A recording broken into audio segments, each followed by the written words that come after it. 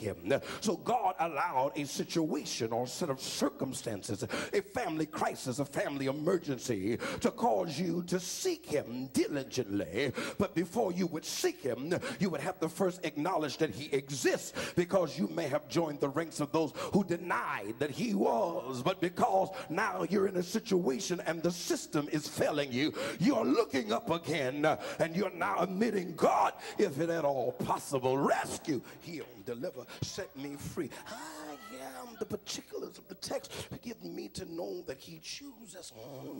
He not only chooses, yes, he calls an individual who is considered and described, how about this, brothers, as an unlikely candidate, because after all, she's in a place in which others consider to be less than. And then we're going to discover over a course of 20 verses of challenge that she has a past, or she has a reputation that would further deny her being purposeful. I don't know about you, but I've gotten to the place of just existing. I want to know my purpose, and not for the sake of knowing my purpose, but for the sake to be satisfied. For Jesus described his purpose as being satisfied. My meat or my satisfaction is in doing the will. Anybody here? Somebody shall preach him, Jesus. Yes, sir. My meat, my satisfaction is in doing the will of my Father, doing the will of him that sent me. If I am without millions, if I'm without the Bentley, if I'm without the mansion, I can sleep with ease at night because I have fulfilled my assignment. I have discovered my purpose. And even though I may not have what others have, I may not have the trinkets of perceived success, I have a peace within, because my charge to keep I have to give God glory, and my assignment has been satisfied. When I lay down at night, part of my daily bread is the provided opportunity of my assignment to witness, to pray, to share, to preach. Oh, there's nothing more dissatisfying for me to miss an opportunity to pray, to miss an opportunity to preach as I've been assigned or purpose. Do you want to see a frustrated individual cause me to miss my appointment with my assignment, because everything before the assignment has pushed me towards the assignment? And if I miss the assignment, then I'm frustrated because I've gone through for nothing, because now I'm filled with something that I've got no place to deliver it. But oh, I can sleep at night when I have become a meat and a drink offering, and I recognize I'm exhausted because I fulfilled my task of the moment. But then over the course of night, the Lord replenishes me. One baptism, but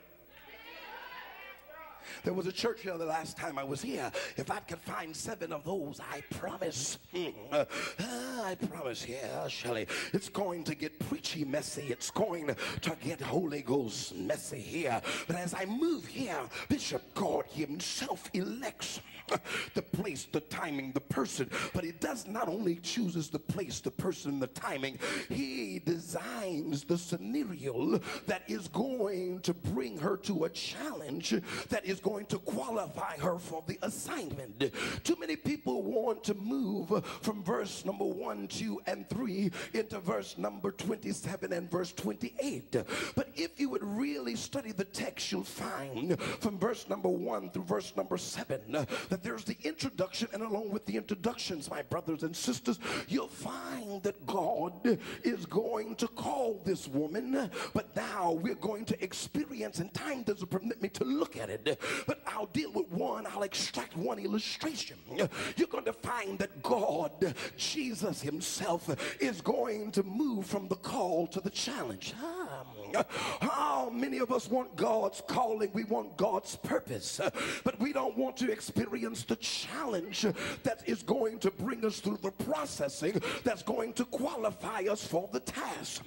So he says to her, over a period of time concerning spiritual water. You know what he said. If you know who it was, you know what he said. But what I like the most is when he comes to almost the conclusion of the challenge. He says, just just now when you've said to me I was a Jew, and now your perception is changing in the interview. You've gone from calling me a Jew to calling me sir, to calling me rabbi. Are you with me? But now before you can go further, there must be an experience of the prophetic, because the prophetic is going to remove you from the past and forecast your future. But you're standing at the moment, with one foot in the past, one foot in the present, but I want to thrust thee into the future. But before I can thrust thee into the future, I need total honesty. Would you go and call your husband? Are you with me? See, too many of you have signed up for the process. Many of you have volunteered for the process, but you didn't understand that the challenge was going to get to some issues. It was going to dig deeper than high blood pressure. It was going to deal even more with homelessness and joblessness. God was saying, I want to deal with the issues in which you have contained deeply within. I want to deal with the secrets that you've been keeping. I want you to call your husband, because the truth of the matter is, I know something about you that you're trying to keep a secret in. And I realize the surface of the issue is that you've had 5 husbands, but now I recognize you are not living under the law, because you are a Samaritan. So you're living under a different system. So I'm not going to judge you like the Jews who won't receive you. I'm going to deal with you according to your human experiences. And if whether you were married and they died or you divorced is not the issue. The issue is, I'm getting to the real issue. The issue is not your 5 husbands. Can you come clean? You have answered me that you don't have a husband, but let's get to the meat of the matter. The one you're with is not your husband. And too many of you are living in the process, but you're trying to hold on to something just in case the process doesn't work. You're trying to hold on to your black book. You're trying to hold on to your BlackBerry. You're trying to hold on to the connection. This is why people are dying trying to retrieve BlackBerries and cell phones from the subway train, because of connections that should be lost if there's going to be direction of change. You cannot be changing when you're bleeding because of connections that should have been broken in '08. Here we are, some 13, 14 days into a new year, and you're still talking to who hurt you last year. You're still texting those who broke your heart. You're still accepting the emails.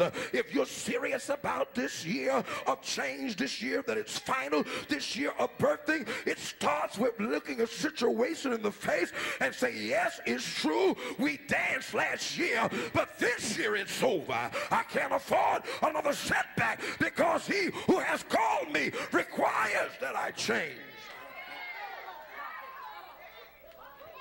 It's requiring that I change. And I can't change connected to the old stuff. I can't change being connected to the same old people. I can't change being connected to the same old mindsets.